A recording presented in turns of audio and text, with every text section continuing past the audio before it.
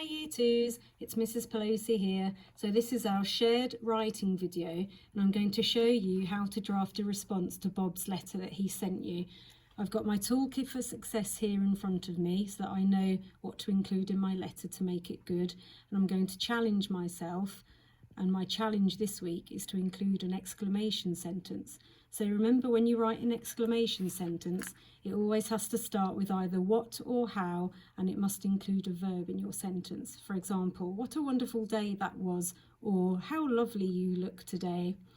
So because I'm writing back to Bob, we always start our letter with the person's name, and we start with dear or to. So I'm going to start, dear Bob. We always put a comma at the end. Check that I've got a capital letter for dear, and check that we've got a capital letter for his name, because that's a proper noun, and proper nouns always have a capital letter. So I'm going to click on enter. I'm going to start a new line because I'm now going to start my letter. So because Bob doesn't know who I am, I need to tell him. So I'm going to introduce myself and say, my name is Mrs Pelosi, but obviously you're going to put your name in at this point. So tell him who you are. My name is Mrs Pelosi, and I'm going to tell him how I felt when I received his letter. And because when I read his letter, he told me he was inviting me to the moon, my heart swelled with excitement. So that's what I'm going to tell him. My name is Mrs Pelosi, and my heart swelled with excitement. So I've managed to get a munt suffix into my letter as well, because that's another Year 2 objective. So my heart filled with excitement when I read your letter. And I'm going to put an exclamation mark at the end to show him that I was excited. And now this is where I'm going to do my challenge and put in an exclamation sentence. Because remember, when you're using an exclamation mark in a sentence, you can either use it in a normal sentence to show that you're yelling or shouting, or that you're feeling some kind of strong emotion. But when you're writing an exclamation sentence, you can also start it with how or why and include a verb. So this is my exclamation sentence from my challenge, and I'm going to say, how lovely it was of you to invite me to the moon, exclamation mark. So I've started it with how, and I've got my verb invite in the sentence, so that's my challenge exclamation sentence. I need to start a new paragraph now because I'm changing the subject of my letter. So whenever you change subject, you have to start a new paragraph. So now I'm going to tell him what I'm going to do on the morning of the trip, because he asked in the letter what I would have for breakfast and what I would take with me to the moon.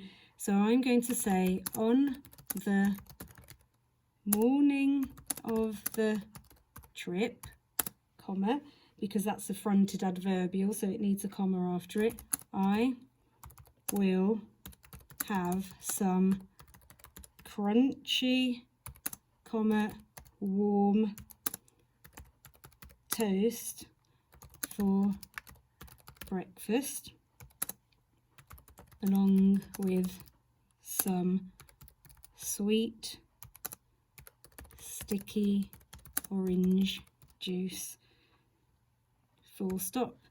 So can you remember last week we learnt about expanded noun phrases? So I'm using that learning from last week and including it in my letter, because I've used adjectives to describe my noun. So my noun is toast, my adjectives are crunchy, warm. So I've used an expanded noun phrase there. So see if you can do that, because then you're building on your learning from last week's lesson. And now I'm going to tell him what I'm going to take with me on my journey for my snack and for my thing to do, because that was something else he asked me. So I'm going to start with after that. So you can use some time connectives in your letter, as I have. I will slip into my white soft space suit, and I will get an interesting book about space to read on the journey, and I will pack some chocolate chip cookies for my tasty snack. Okay, so I've told him what I'm taking with me on the journey, and I'm telling him which snack I'm taking. And now I'm going to tell him how I feel about my impending journey to the moon. And I'm going to start with, I am sure to be filled with excitement and curiosity on the day of the trip, because who wouldn't be filled about visiting the moon? And can you remember what sort of question that is? We did that the week before. We were asking rhetorical questions in another letter that we wrote. So have a go at including a rhetorical question like I have. Now I'm going to, before I carry on, I'm just going to check my toolkit for success. Have I written in the future tense? Have I used will in front of my verbs? Because that's how you form the future tense. So let's see. On the morning of the trip, I will, so I can highlight that bit in a different colour because I'm editing my work now to check that I'm doing okay. I've got an expanded noun phrase there. Even though that's not in my toolkit, that's just an extra bit I did because that's something I learnt last week, so I want to carry on using it in my writing. Have I used full sentences with capital letters and full stops? Yes, I've got a capital letter there, so I'll highlight that in red. I've started my sentence there with a capital letter. And you won't always use a full stop. Sometimes you might use an exclamation mark, as I have, but just check that you have ended your sentences with an appropriate punctuation mark. Have I used well-chosen adjectives? Yes, I've got crunchy, so let me highlight that in blue. And I've used warm, so this will enable you to check that you're using expanded noun phrases. So wherever you've got a noun, check that you've got an adjective to describe it. So I've used adjectives here, sweet and sticky, to describe my noun, which is the orange juice.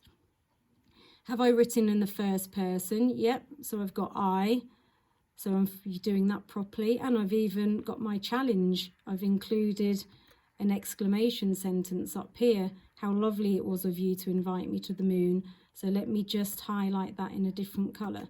So see how, as you're writing your letter, just stop every now and then, go through your toolkit for success, a bit like you do when you're at school, when we let you edit your work and you check against the things we've asked you to include. Just check you're including them. And that's the first part of our shared writing. So you're going to carry on your letter. After that, you might want to go on and tell Bob what he can do to solve his litter problem, because he says that aliens or astronauts keep leaving litter everywhere, doesn't he?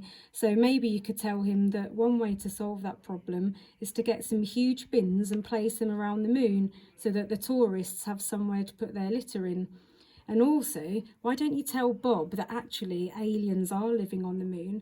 So you could say to him, one more thing, Bob, there are definitely aliens living on the moon. I will point them out to you when I visit, as I know they're clever hiding places. So remember, think back to some of the facts from the story and you can put them in here, because Bob doesn't believe that there are any aliens, but you and I know otherwise, so you could tell him that. But it's up to you.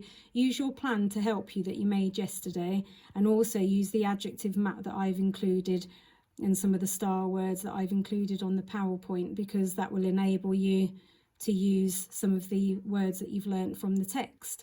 And I look forward to reading your letters, so please forward them on to me or to Miss Anderson if you haven't got my email, and she will forward them on to me. Thank you guys, see you soon, bye.